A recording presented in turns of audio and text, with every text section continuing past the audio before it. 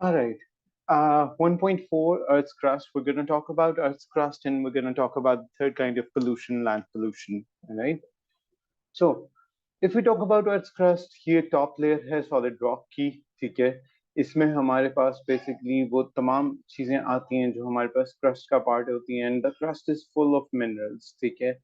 Earth crust के लिए इन्होंने कुछ डिटेल अर्थ के कोर की या रॉक साइकिल वगैरह की दी हुई है, ठीक है। Basically that's not an important part and we can simply skip it, ठीक है। और रॉक साइकिल को भी डिस्कस नहीं किया जाता हमारे पास इन ओ लेवल्स, सो इसको अगर आप स्किप कर दें these entire set of paragraphs, it won't be a problem.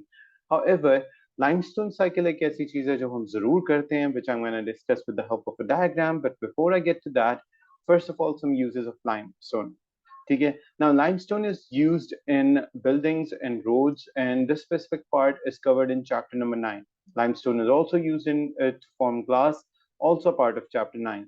Limestone is used to neutralize acidic soil in or lakes affected by acid rain. We have discussed it in chapter number 5. Paper, we did just tell you as a part of work. हम इसे किसी specific chapter में discuss नहीं करते. We use it to make cement, and then we add water and sand to it to make mortar. That is all a part of chapter 9, including the addition of gravel, sand, and water to convert it into concrete or reinforced concrete. ये सारा कुछ chapter 9 में है, ठीक है।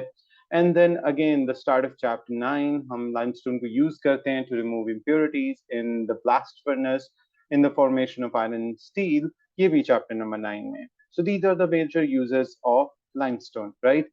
When I say the word limestone, I hope you understand we're talking about calcium carbonate or CaCO3 in specific, right? Do you? Okay, good, good. So हम एक छोटे छोटे एक्सपेरिमेंट्स कर सकते हैं टू बिगिन विद। अगर हमारे पास पीसीस हो लाइमस्टोन या कैल्शियम कार्बोनेट के, हम ड्रॉपर से उसके ऊपर वाटर ऐड करें, नथिंग हैपेंस, ठीक है। और अगर हम ड्रॉपर से वाटर ऐड करें क्विक लाइम के ऊपर, सो आपको तब इसमें डिफरेंस नजर आता है। How to do that? First we convert limestone into quick lime. How do we do that? हम इसको थर्मली डिकम्पोज करते हैं। Now when you take limestone on a wire-based support or on a simple spatula, limestone changes into quicklime, which is calcium oxide. This is a thermal decomposition reaction and can be written like this. Okay? Right? So make sure कि आपको पता हो कि ये वाला reaction हो रहा है. And then, should I note it down? right? What? Yes. Where should I note it down? Yeah, it's better if you have that as a part of the book. So when you're revising, you'd know what I'm talking about. You'd know which equation are they talking about in specific. Yes, sir. Okay. Okay. If we use a dropper and if we use this, what happens is that CaO plus H2O gives us CaOH twice, and that is what we call slake line, right? So you should know about these equations.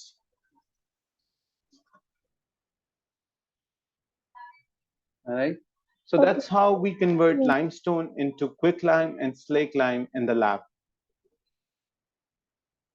Why are we talking about quicklime and slake lime? This would be explained in the bottom diagram, but once you're done noting this, let me know. I'll clear it all up and we'll move on to the bottom diagram of this same page.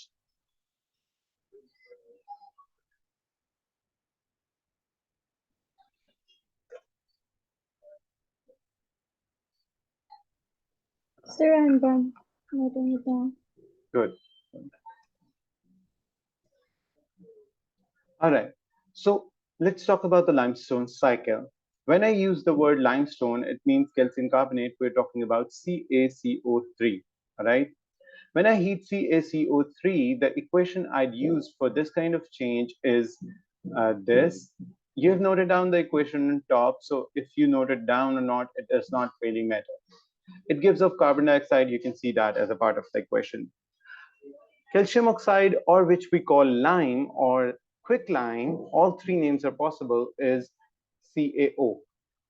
Add a little water, you will be able to convert it into slackline. Since you've also written this equation before, you don't need to write it. I'm only writing it for the sake of a better understanding. We also call it slackline, right? Now, if you add more water and filter, you would come up with sodium hydroxide solution, which we call lime water, which is CaOH twice aqueous. This one, all right? Yes, sir. And then this is used for as a test for carbon dioxide. What happens when carbon dioxide reacts with CaOH twice aqueous, right? This is a gas, this is aqueous. It gives us CaCO3 solid, plus it gives us water, right? And these are milky suspension, all right? That's why we say it's a test for carbon dioxide, and you might have studied that back in chapter number 5, that whenever we pass carbon dioxide through lime water, the lime water turns milky. Why? Because it's a suspension. It's the formation of a precipitate, which really do not completely dissolve. They just seem to accumulate in the whole system, suspend in the whole system, hence the name suspension. The word suspension would be cleared in chapter 2. Don't worry about that. Okay. Yes, sir. So if I talk about it, we have almost the equation for every portion of or every part of this cycle. Even if you want to write an equation, this is the equation for this part. So now you know. Yes, sir. So this is CaOH twice, and this one is CaOH twice aqueous. That's how we mention this, and this name for these 4 boxes. That's how the whole cycle works. So we can keep on converting them into their various phases or species that we have. Okay, limestone into lime, lime into slake lime into lime water, and then finally lime water back into limestone. All right? Yes, sir. Good. If you understand the whole thing, let's clear it up and move forward. Now, the problem of fossil fuels. The major fossil fuels are coal, petroleum, and natural gas. I hope you understand that from chapter number 11, that this is the solid form, this is the liquid form, petroleum, and this is the gaseous form of the fossil fuel. So the main 3 states of matters of fossil fuel are present, and we convert them into names. So coal is the solid form, petroleum or crude oil is the liquid form, and natural gas is the gaseous form of it. But this is a very important source of raw materials for making plastics, drugs, detergents, and many other useful substances. The problem is it's a limited, non-renewable resource. Now, the amount of fossil fuels we have and the amount of and the way we are burning it, we may be able to last another 43 years in case of petroleum, 167 years in case of natural gas, and 417 years for coal. Right now, it's an alarming situation for petroleum. That's why we now have hybrid cars. We are looking other ways to energize our cars. And we do not want to be completely dependent upon petroleum, since we won't even know, and the next generation or the generation after that won't be able to use petroleum at all, right? So this comes as a problem. Let's discuss about it further. If we talk about that, we have different other resources now: hydroelectric power, nuclear energy, renewables like solar and wind energy. We have now many renewable energy sources, as you can see the names in this diagram. If we compare those types, you'd come to see that the ones that produces most energy by burning a gram of fuel and the kilojoules of energy it can give you. So we see on graph, hydrogen tops everything. Then comes methane, then comes petrol, then comes coal, ethanol, methanol, carbohydrates, carbon monoxide, so on and so forth. So you'd notice that the most energy is given off when it is burnt in excess of oxygen is by 1 gram of hydrogen gas rather than any other substance if the same amount, 1 gram of that specific substance is burnt. Which brings us to a point that hydrogen may be a very useful fuel. So let's talk about hydrogen as a fuel. First, how do we use it? Let's go with this diagram. Hydrogen is actually used in a hydrogen fuel cell. What does a fuel cell look like? It's actually based upon a proper cell. It has a cathode, it has an anode. Anode is the part where hydrogen gas goes in the form of H2, and cathode is the part where the oxygen gas goes in the form of oxygen gas, and then we have an electrolyte in between. And this whole cell actually produces the electricity for us. Let's discuss it further. The negative electrode, or what we call anode, is the way where hydrogen goes in, hydrogen goes out. Positive electrode or cathode is where oxygen goes in and oxygen goes out. The excess goes out. It doesn't mean it goes out without reacting. Some of it definitely reacts. And then we have an electrolyte midwind, which is a moist, a porous polymer membrane, and there are platinum catalysts. So the hydrogen ions, since they're very small, they are capable of moving to the other side, react with the oxide ions on the other side, sorry, my bad, and then would be able to produce water out of it. So water is leaving as a product. Get the point? So what happens is that if it is connected to an electric motor in the car, the electrons would move all the way from the anode to the cathode. Since we have been doing it during electrolysis in cells in the last part of chapter 8, I hope you remember that. This movement of electrons actually is fueling the whole car, right? We Yes. need electricity to run a car.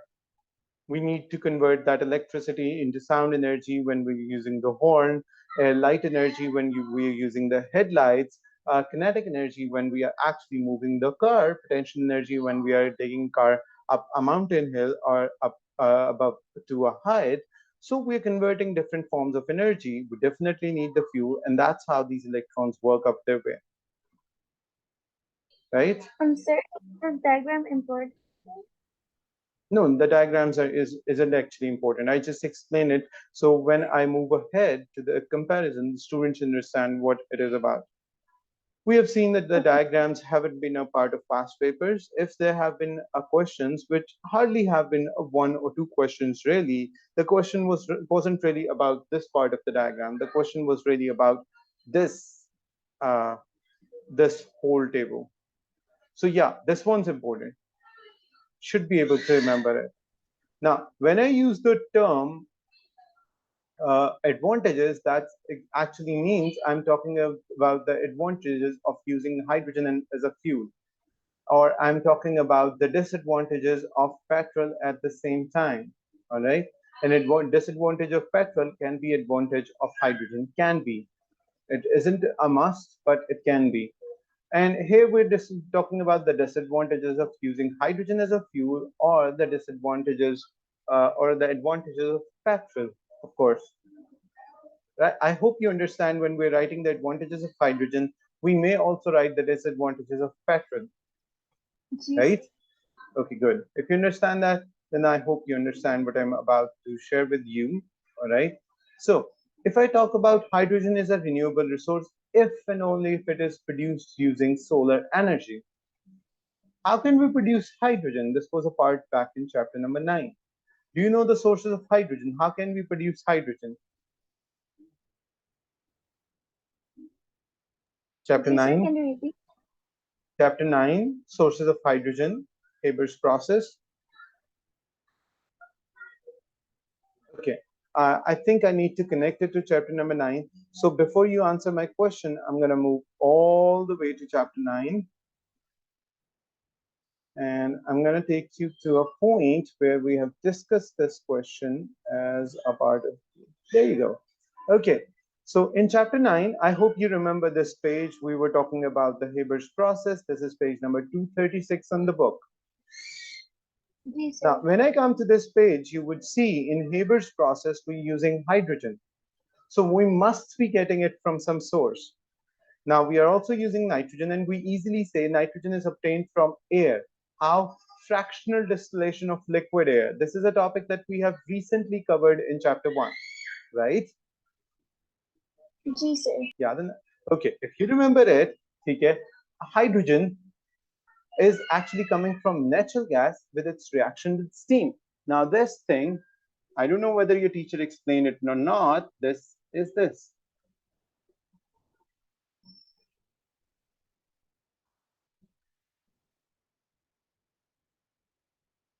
No, sir, she did not explain this. Right? What are you saying? I'm saying that she did not explain this. Okay, teachers usually don't tell the students this way we can get hydrogen. But again, this is a non-renewable resource. This is another way to get hydrogen, and that actually comes back from chapter number 4, electrolysis of water. I hope you remember, if we electrolyze water by the presence of a simple acid, H2SO4, few drops. In fact, let's not write few drops because we need a little bit of amount. So let's not write. In the presence of this, we would be able to convert it into 2H2 plus O2. Now, electrolysis requires electricity. If you're conducting the whole thing with the help of solar energy, and you're not using a non-renewable resource, then this hydrogen can be taken from a renewable resource. That's what he's talking about. Since this is a non-renewable resource, we must not be talking about this one. Since this can be non-renewable if you're using the electricity out of a non-renewable resource, such as you might be producing electricity by burning coal or by burning some kind of fossil fuel. Instead, if you're using solar energy, and you definitely know already, since we have been going through over this in the recent parts, that solar energy is a renewable form of energy. You remember it, right? Yes, sir. Okay. Give me a minute. Okay. So if that's the non-renewable part, if that's the non-renewable part, you do understand that it's going to be good for us if we use the renewable portion through the help of electrolysis of water. Do you remember it from chapter 4, or do I need to link it over there? Sir, I remember. Okay, I hope you also remember that we had a certain set of apparatus. Okay, I'm gonna keep it that way, and I'm gonna take you to that set of apparatus in chapter 4. Okay, and yeah, this diagram. I hope you remember that we use Hoffman's voltmeter, and we performed the electrolysis of very dilute sulfuric acid solution. So most of it was water. Only a little amount of sulfuric acid was used, and we were able to convert it into oxygen and hydrogen. And about the text is given over here, electrolysis of acid solutions, right? It's giving us hydrogen, oxygen, we break down the water, and the little amount of dilute sulfuric acid remains the same. This is what I was talking about in terms of electrolysis of water. Since the heading is not electrolysis of water and it's electrolysis of acid solutions, that's why it might come as a little bit of confusion. But I hope I have cleared the confusion already. Have I? Yes, sir. Good, great. So I'm going to get back to chapter number 1. This, what I've just done, is known as interlinking, cross-linking. All right. So cross-linking is very important in chemistry, since a topic might be discussed in chapter number 1 and chapter number uh, 5, or chapter number 9, or maybe chapter number 8 at the same time. Get my point? Yes, sir. Okay.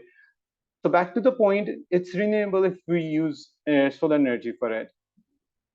Non-renewable if we are generating it using nuclear energy or energy from fossil fuels, right? Because many countries on the planet are actually burning coal to produce electricity for themselves. Some are using hydroelectric power, some are using other ways as well. Now, lower flammability than gasoline, right? And on the other hand, it's virtually emission free. Why is it emission free? Hydrogen gas burns with oxygen gas and produces water. Let me balance the entire equation for you. And there you go. That's the equation. So it's emission free. कुछ emit नहीं होता. जब आप fuel burn करते हैं, you are producing carbon monoxide, carbon dioxide. If it has nitrogen, you're producing NOx. If it has sulfur, you're producing SOx. So you're actually producing a lot of emissions. ठीक है? इस case में there are no emissions since you're only producing water. So zero emissions of CO2, non-toxic because it's not producing any of the toxic gases. None of these, right? But we require a large fuel tank since we are about to store a huge amount of gas. There are very few filling stations where carbon could be topped up with hydrogen. A few filling stations are there in Germany, a few there in France, very less amount of stations in other parts of America, south to north. But Europe has some countries which have a few topping up stations. So उसके अलावा आप वहीं पर भी hydrogen gas कैसे fill up करेंगे? So it's a problem. अगर हमें ऐसे फ्यूल सेल्स रखने हैं जहां पर हाइड्रोजन यूज होती है for this kind of purpose, हमें उसका एक रीजनरेशन पॉइंट भी बनाना है, एक रिफिलिंग स्टेशन भी बनाना है. ठीक है? अगर आपके आसपास कोई रिफिलिंग स्टेशन नहीं होगा, how would you be able to use your car? Where would you get the petrol from? Right? The best part about your car is as soon as it's low on fuel, you go to the nearest refueling station, you get it refueled, there you go. You can again go for a long drive, right? But if there are no filling stations around, or if the filling stations are too away, this can really come as a problem. I hope you understand that point, right? Yes, sir.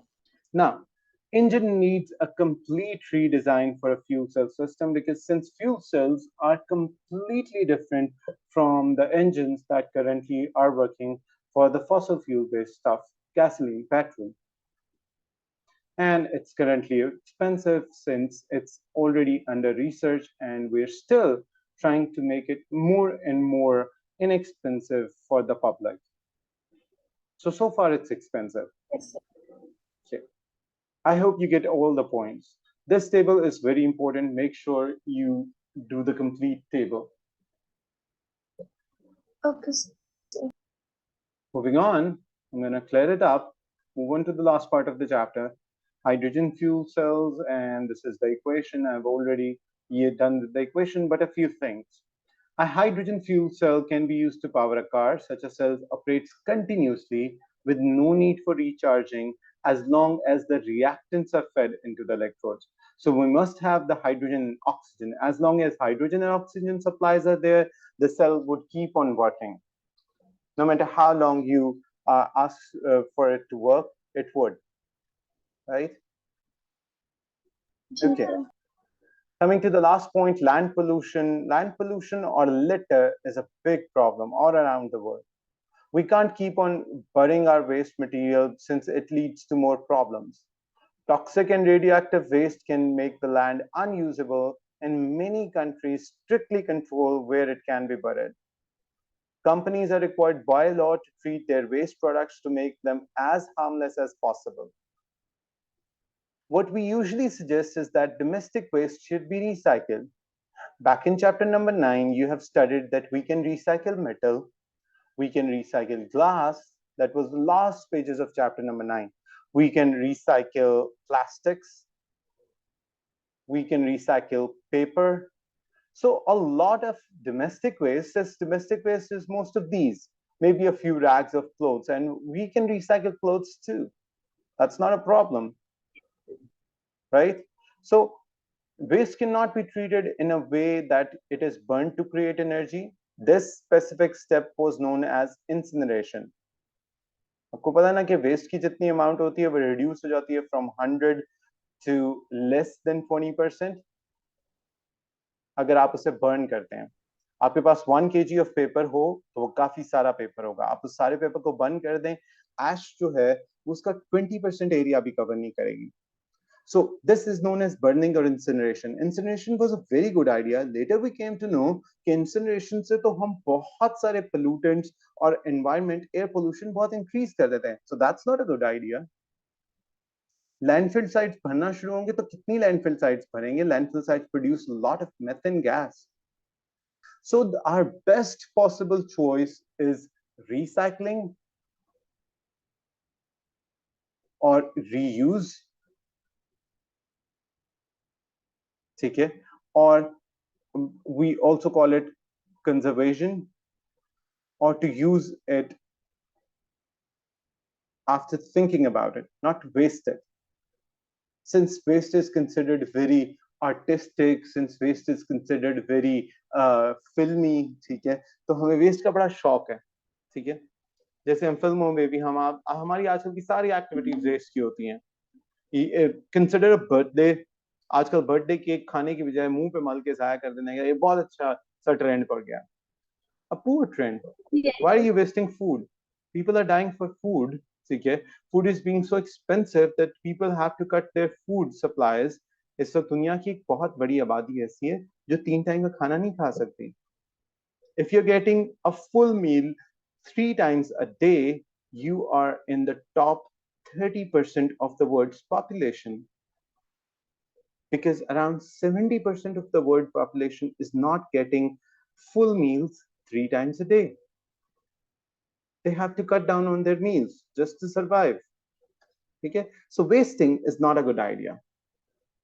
I hope I make my point clear, right?